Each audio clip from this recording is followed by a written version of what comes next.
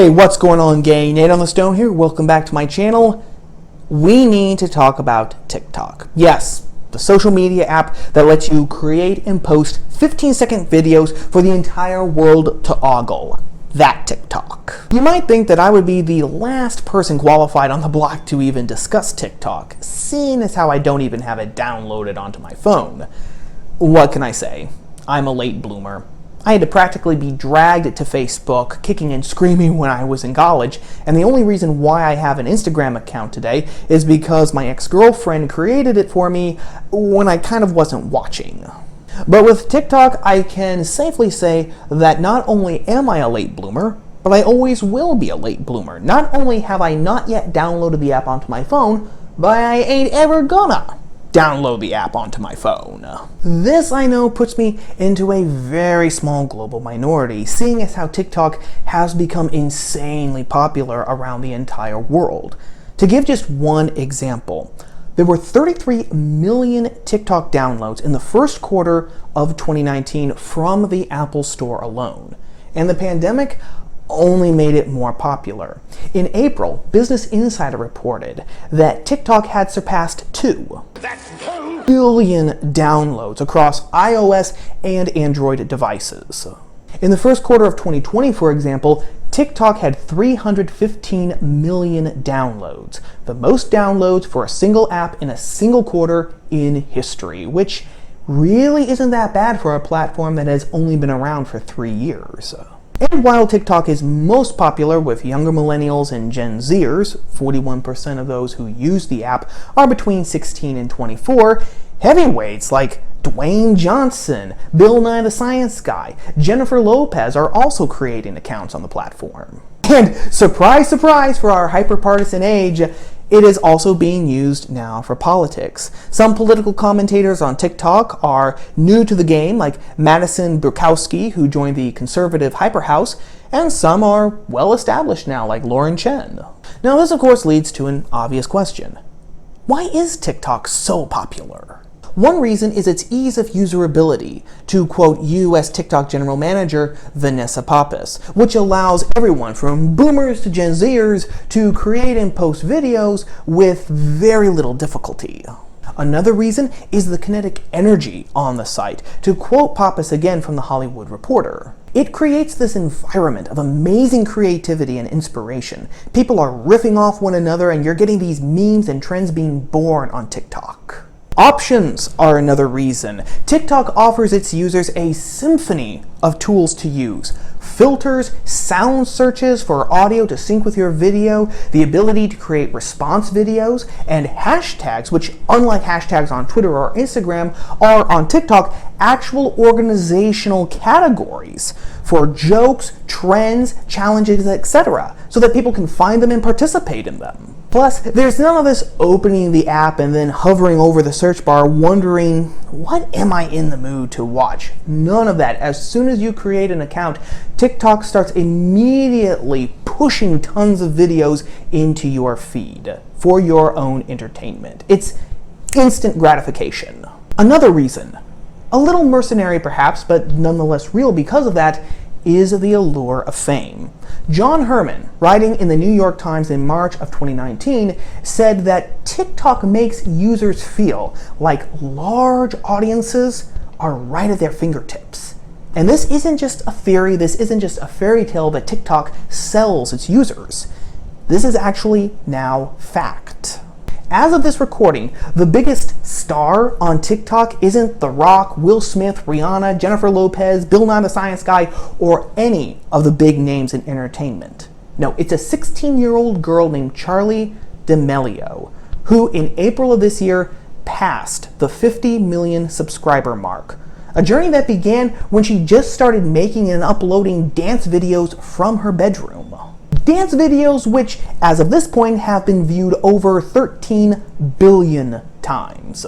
This fame is contagious. Charli's older sister Dixie and their parents, Heidi and Mark D'Amelio, all have millions of followers on the app because they're related to Charli.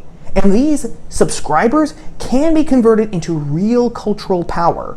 According to The Hollywood Reporter, Charli D'Amelio, quote, has the potential to earn millions and a team of agents, managers, and lawyers working tirelessly behind the scenes. In addition to that, Charli and her entire family were invited to the NFL Honors on February 1st this year, and she's been on Jimmy Fallon's show twice. And right now, at least, the stars say that this fame isn't going to be the usual fleeting kind that we've seen before on the internet. Charli's agent, a guy by the name of Ali Berman, says that TikTok is now the new way to discover talent, and that once this talent has been uncovered and has been plugged into the system, it ain't ever going away. And Charli isn't the only person who's gone from ordinary American teenager making funny 15-second videos in their bedroom to global superstar. So it's not entirely crazy when people look at TikTok and think, maybe this is their path to fame and fortune. Maybe if these people over here got a global audience and global celebrity, maybe they can too. And even if the millions and millions of adoring fans are slow in coming, the app practically guarantees that you're going to have an audience of some size almost as soon as you start posting. So what's the big deal? TikTok is just another social media app that lets people post goofy, stupid 15-second videos on it, make a political point if they want, and maybe, just maybe, become rich and successful while doing it. Capitalism, baby! What's not to like? Several things, actually. Let me pose a question to you guys. Would you invite someone back to your apartment or your house if you didn't know anything about them? You met them at the park or the beach, and yeah, they seem really fun. They're really charming, barrel of laughs, beautiful, witty, sophisticated, but you don't know their name, who they are, where they came from, what they do, or anything substantial about them. Would you invite such a person back? I'm guessing and hoping that the answer to that question would be no, which is good. I'm glad that the answer is no. But that is exactly what we're doing when we download TikTok onto our phones. What makes TikTok stand out from other social media platforms is that unlike Facebook, Twitter, Instagram, Snapchat, which started off as an idea and then evolved gradually into what we're used to today, TikTok came from the opposite end of the spectrum. Instead of starting off as an idea, TikTok started off as an algorithm. This is why New York Times writer John Herman said last year that TikTok is more machine than man. There aren't really human editors at TikTok learning from user interactions about how to improve the app, how to change it, how to make it better. Instead, there is only the algorithm watching you, which is another reason why Herman says that you can say in a sense that TikTok comes from a possible future, a future where a lot of the human elements in society will have been replaced by machines running on cold algorithms. Not to mention the fact that TikTok's algorithm is creepy, is the word that I want to use here. As soon as you open the app and create an account, TikTok starts shoveling videos into your feed. The equivalent of this would be if Facebook started filling your feed before you had even made a single Facebook friend. In addition to that, TikTok's algorithm is, in a very real sense, learning from you. It's watching you, whether you realize it or not, whether you want it to or not. To quote from Herman's New York Times piece, "It is constantly learning from you, and, over time, build a presumably complex but opaque model of what you tend to watch, and shows you more of that, or things like that, or things related to that, or honestly, who knows? It's an algorithmic feed based on videos you've interacted with, or even just watched. It never runs out of material. It is not, unless you train it to be, full of people you know or things you've explicitly told it you want to see. It's full of things that you seem to have demonstrated you want to watch, no matter what you actually say you want to watch." Okay, you might be thinking, so the algorithm came first instead of the idea. Big deal. So what? Well, this gets us actually back to the whole would you invite a total stranger into your house question again. Because, you see, the thing is, gang, we don't really know how TikTok's algorithm works. TikTok was created and is owned by a Chinese company called ByteDance, a company which, FYI, bills itself as an artificial intelligence company rather than a social media company. And ByteDance is very mum about how its algorithm works. We do have some clues, however, and those are terrifying as hell. Back in May, Reddit user Bangerlol wrote a post where he said that he had actually reversed engineered the TikTok app, and what he discovered absolutely terrified him. I'm going to quote now extensively from Bangerlol's Reddit post. So, I can personally weigh in on this. I reverse engineered the app and feel confident in stating that I have a very strong understanding for how the app operates, or at least operated as of a few months ago. TikTok is a data collection service that is thinly veiled as a social network. If there is an API to get information on you, your contacts, or your device, well, they're using it. Phone hardware, CPU type, number of cores, hardware IDs, screen dimensions, DPI, memory usage, disk space, etc. Other apps you have installed, I've seen some I've deleted show up in their analytics payload, maybe using as a cache to value. Everything network related, IP, local IP, router MAC, your MAC, Wi-Fi access point name. The scariest part of all this is that much of the logging they're doing is remotely configurable, and unless you reverse every single one of their native libraries, have fun reading all of that assembly, assuming you can get past their customized fork of OLLVM, and manually inspect every single obfuscated function. They have several different protections in place to prevent you from reversing or debugging the app as well.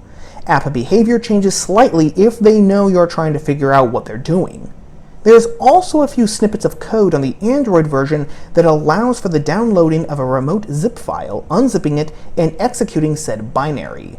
There is zero reason a mobile app should need this functionality legitimately. They provide users with a taste of virality to entice them to stay on the platform. Your first TikTok post will likely garner quite a bit of likes, regardless of how good it is, assuming you get past the initial moderation queue if that's still a thing.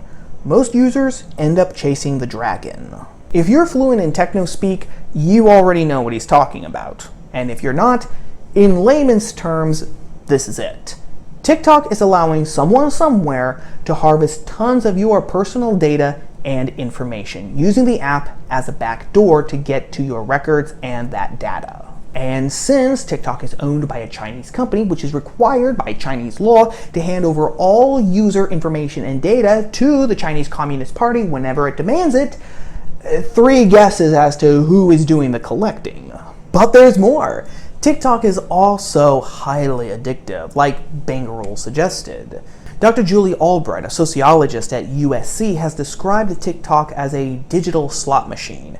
As you're scrolling through the app and going through videos, you never know which videos are going to be hits for you and which ones are going to be misses. That uncertainty, what psychologists call random reinforcement, is actually what keeps us coming back and feeding from TikTok, because every time that we find a video that we like and which we interact with, that we enjoy, our brain gives us a little shot of dopamine, the chemical that makes us feel happy. And since we all like feeling happy, well, you can probably figure out what the result is. So to review, we have an app that is created and owned by a hostile power. We don't know exactly how it works, but we do know that it is sucking tons of our information and that it will actually adapt itself if we try to make sure that it can't do that. And it's the equivalent of a Vegas game where the odds are always with the house. But even if all those problems didn't exist, I still would not download TikTok onto my phone, and I would still be staunchly opposed to it. Why? Because in addition to all those things that I just listed, TikTok also perverts our creative power. We've talked a couple of times before about logos, the transcendental principle that not only gives us the ability to think and to reason, but which also gives us the ability to imagine and to create. And we've talked about before how we need to create, how that need is embedded deep within our very being, how we're not even fully human if we don't create. Creation, whether that's art, architecture, literature, poetry, music, engineering, It is, in a very real sense, the incarnation of the souls of men. It is their creative power made visible upon the face of the earth. When we build, when we make, we are pouring ourselves out, making ourselves known in clay, wood, steel, ink, heck, sometimes even in the land itself if we're gardeners or farmers. But the thing about creation is that it takes time, patience, and suffering. Take a great work of art like the Mona Lisa. That took Leonardo da Vinci 4 years to paint. Take a great accomplishment in architecture, the Great Pyramid of Giza or the Cathedral of Chartres in France. The Great Pyramid took 20 years to build. The cathedral, 26. It took Tolstoy 6 years to write War and Peace. Those are all significant portions of time. And now think about all the time and energy it was required to actually master the skills needed to accomplish those feats of creation. Tolstoy, after all, didn't just sit down one day and spew out War and Peace like he was Christopher Paolini. The Great Pyramid of Giza was not the genesis of ancient Egyptian architecture. Both only came about after considerable time had been spent in mastering certain fields and crafts. Ernest Hemingway once said that writing is easy. All you have to do is sit down at the typewriter and bleed. And his observation is actually true for all creative acts. TikTok takes this desire, this need to create, turns it inside out, and then places it on its head. Instead of taking the time necessary to master skills or a skill set, TikTok encourages us just to start vomiting out videos as soon as we create an account on it. And vomit, I don't use that word haphazardly, gang. I mean, these are some of the videos that are being uploaded very successfully onto TikTok. Please don't be ugly. Please don't be ugly. Please. Please. Oh my God!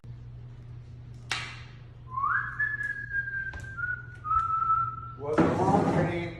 Oh my God! What are you doing, Kenny? What you doing? Hey, you can't play right here. Why are you doing that? No, you can't do that. No. Chill. What happened? What you doing? I'm not. I'm You're not. right. Get outside. Get outside. You can't do that here. No, you can't do that. Oh my God. Come on. You can't do that. Is this your phone? Is this your phone? No more TikTok. And who can forget this one? Big, big booty, what you got a big booty. Big, big booty, what you got a big booty. Big, big booty, what you got a big booty.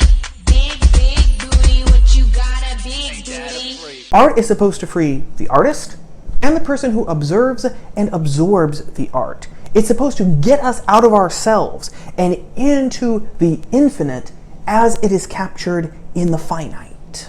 In a very real sense, both the artist and the observer are supposed to lose themselves in the art. They are supposed to allow the true, the good, and the beautiful captured in that creative act to wash over themselves. But these TikTok videos like these that TikTok promotes, they make the maker front and center, the nucleus of the universe. And more than that, they take these finite moments and stretch them out far longer than what they deserve. Having our creative power perverted, dulled, is inhuman. Being addicted to something, to anything, is inhuman. And since TikTok does both, the sooner that we individually and culturally move to delete the app from our phones and forget that it ever existed, the sooner that we will actually become more independent. But as always, what say you? Is TikTok just another annoying social media app on top of all the other annoying social media apps? Or is it something a bit more, dare I say the word, devilish? As always, let me know your thoughts, ideas, and opinions in the comment box below. Well, that about wraps up everything for right now, gang. Before you go, if you could give the video a like and share it with your friends on social media, I'd be very much obliged. And if you like videos about the culture, politics, and religion, but from a unique POV, then subscribe to the channel and ring the bell for notifications so that you will always know when I post new videos just like this every week. Videos you're not going to want to miss. Thank you for watching, for giving me a little bit of your day. Thank you to everyone who has subscribed to my channel. I appreciate you all. And until next time, gang, remember to dare to read, think, speak, and write.